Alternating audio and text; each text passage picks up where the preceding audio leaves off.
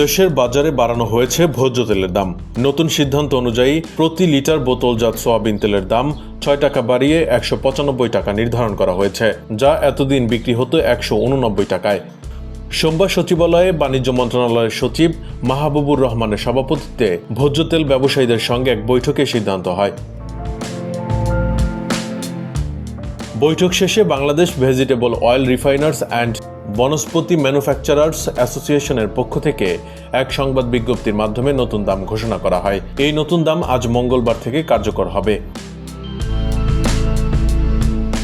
একইভাবে খোলা সয়াবিন তেলের দাম প্রতি লিটার ৮ টাকা বাড়িয়ে ১৭৭ টাকা করা হয়েছে। এছাড়া খোলা পাম তেলের দামও বাড়ানো হয়েছে।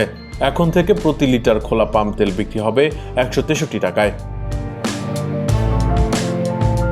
বিজ্ঞপ্তিতে জানানো হয়, আন্তর্জাতিক বাজারের সঙ্গে সামঞ্জস্য রেখে এবং বাণিজ্য মন্ত্রণালয়ের সঙ্গে আলোচনা সাপেক্ষে এ মূল্য বৃদ্ধির সিদ্ধান্ত নেওয়া হয়েছে। এর আগে গত ১৩ এপ্রিল সর্বশেষ বোতলজাত সয়াবিন তেলের দাম বাড়ানো হয়েছিল।